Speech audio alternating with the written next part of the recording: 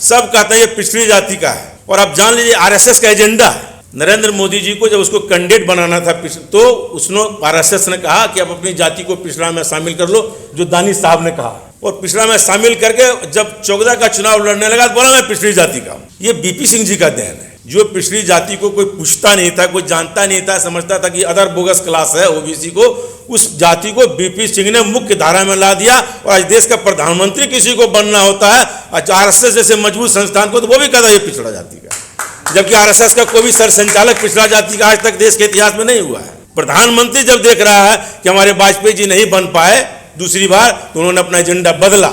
सरसंचालक सारे उच्च जाति के हुए, खासतौर में ब्राह्मण जाति के एक को छोड़कर राजपूत हुआ। उसका वो ऐसे मजबूत संस्था को भी पिछड़ा जाति का नाम लेना पड़ रहा, उसका नाम है बीपी सिंह। यही बीपी सिंह की देन है इस देश में। इसने एक ऐसा पिछड़े जाति को पहचान दिया, एक ताकत दिया।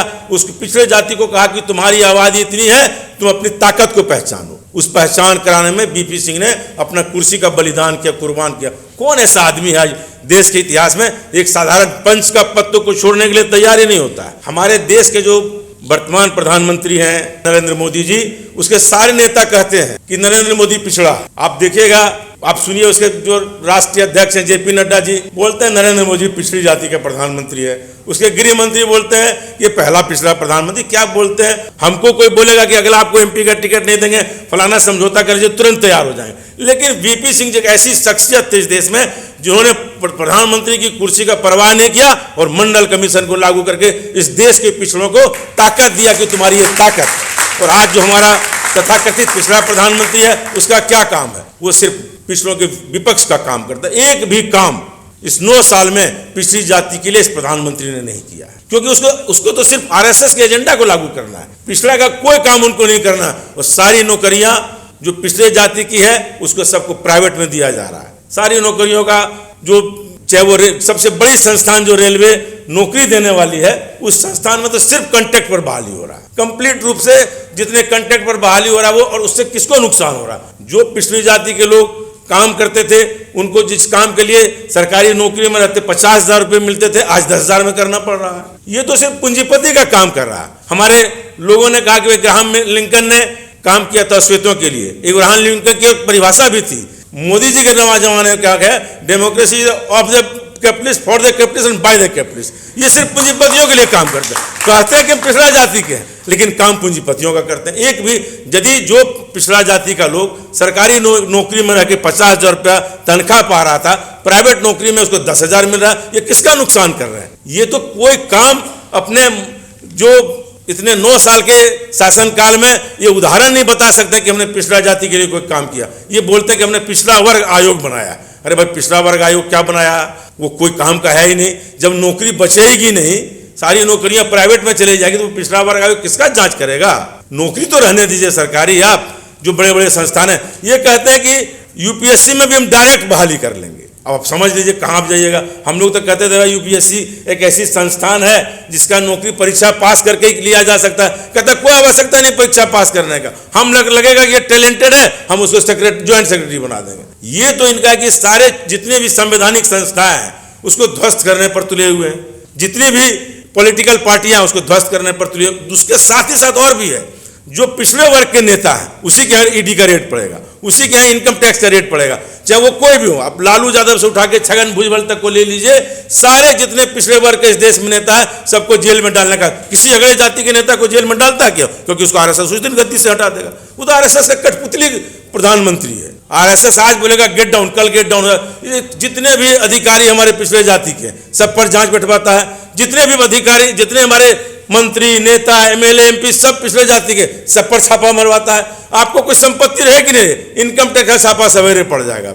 आपने कोई कार्यक्रम किया भाजपा के खिलाफ में, नरेंद्र मोदी के खिलाफ में, आपको तुरंत जेल में डाल देगा। हम लोग सब जो आंदोलन आज जो इकट्ठा हुए हैं, जो बोल रहे किसी दिन हमको भी पता लगा कि जेल में डाल दिया। चिंता, हम लोग जेल जाने से नहीं डरते हैं। पहली बात है कि इतना तो ताकत रख के ही नरेंद्र मोदी जी के खिलाफ हम लोग बोलते हैं कि जेल जिस दिन भेजने की इच्छा हो भेज दीजिएगा, कोई चिंता नहीं है। आप जाली ईडी, सीबीआई, इनकम टैक्स लगाते रहिए, कहीं कुछ नहीं होगा। क्या हुआ? भुजबल साहब पर लगाया, सीधे बरी हो गए। इसलिए इन पर लगाया कि पिछड़े जाति के थे। लालू यादव के ऊपर क्या घोटाला कार हुआ? मात्र 900 करोड़ का, वो भी 20 साल में। इतना मुकदमा डाल दिया, क्योंकि जो लोग भी आर्यन सोसाइटी के लोगों का विरोध करेगा, जो लोग भी आरएसएस का खिलाफ करेगा इस देश में, उसको निश्चित तौर पर झूठे मुकदमों में फंसा के जेल में बंद करने का यही काम है सरकार का। और बहुत सारे आपने देख ही रहा होगा, सबसे दुर्भाग्य क्या है नॉर्थ इंडिया का। नॉर्थ इंडिया में राजनीतिक जागरूकता तो है, लेकिन कोई सोशल रिफॉर्मर फूले और पेरियार की तरह नहीं हुआ। यदि नॉर्थ इंडिया में भी यूपी, बिहार, मध्य प्रदेश, इन इलाकों में फूले और पेरियार की तरह कोई सोशल सामाजिक सुधारक पैदा लेता तो ये स्थिति हम लोग की। राजनीतिक रूप से हम जागरूक हैं, लेकिन धर्म के मामले में इतना हम लोग फंसे हुए हैं, इतना लगे हुए हैं कि हम लोग उसी में उलझे रहते हैं। राजनीतिक क्रांति हम कर सकते हैं, बदलाव ला सकते हैं, लेकिन साथ ही साथ जो जितनी धार्मिक व्यवस्था जो आरएसएस फैलाना चाहता है, भाजपा फैलाना चाहता है, उसमें हम लोग सब उलझे हुए इन 3-4 प्रदेशों के लोग जो कि इस देश का दिशा बदल सकते हैं। दक्षिण भारत हमारा प्रगति पर आ गया है।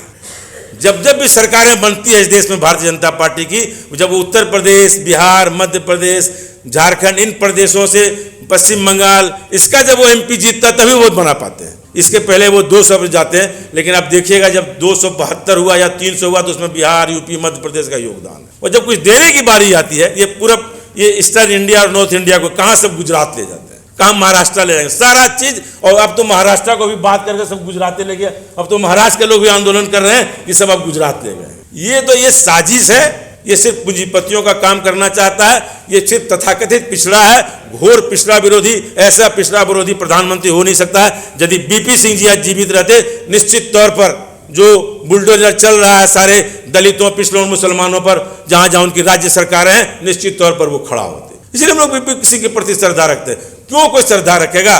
क्योंकि बीपी सिंह जी स्वर्ण जाति में पैदा लेके पिछड़ों का काम किया। तो स्वर्ण जाति क्यों उनका जयंती मनाएगा, क्यों उनका जन्मदिन पर याद करेगा? वो तो कहता कि आपने हमारे साथ अन्याय किया। जो पिछड़ा जाति के हम लोग हैं वो भी भूल रहे हैं। यदि आज अंबेडकर को शेड्यूल कास्ट और शेड्यूल ट्राइब्स के लोग याद नहीं करते तो उनका भी आरक्षण समाप्त हो जाता। पिछड़ा जाति का आरक्षण, पिछड़ा जाति का अस्तित्व तभी बन सकता है, बच सकता है, जो काम बीपी सिंह ने हमारे लिए किया है उसको हम हर साल उनके जन्मदिन पर याद करें। तभी लगेगा कि नहीं पिछड़ों में कोई एकता है। आप देखिएगा कि पूरे देश पैमाने पर बहुत कम जगह बीपी सिंह के जयंती पर लोगों को याद किया जाता है, क्योंकि सब तो जाति कुंवर सिंह का बना लेगा, सबका सिख बोला कि जोगी रहेगा, पूरा भीड़ रहेगा राजपूतों का, आज नहीं रहेगा। इसलिए हम पिछड़ा जाति के जो लोग इस देश में हैं उसको जागना पड़ेगा, समझना पड़ेगा। और जो आने वाला समय है उसमें मजबूती के साथ जो वर्तमान सरकार है उसको उखाड़ फेंकना पड़ेगा। नहीं तो न आरक्षण बचेगा, न देश बचेगा। ये सारे चीज को समाप्त करके पूंजीपतियों के हाथ में देने का काम करेगा। इन्हीं चंद शब्दों के साथ हम आपको बहुत बहुत धन्यवाद। बीपी सिंह के प्रति हम लोग यही श्रद्धांजलि है कि उनके बताए हुए रास्तों पर चलें, उनकी कुर्बानी को याद करें कि उन्होंने प्रधानमंत्री का कुर्सी छोड़ के आपको मंडल आरक्षण दिया है। इन्हीं चंद शब्दों के साथ जय हिंद।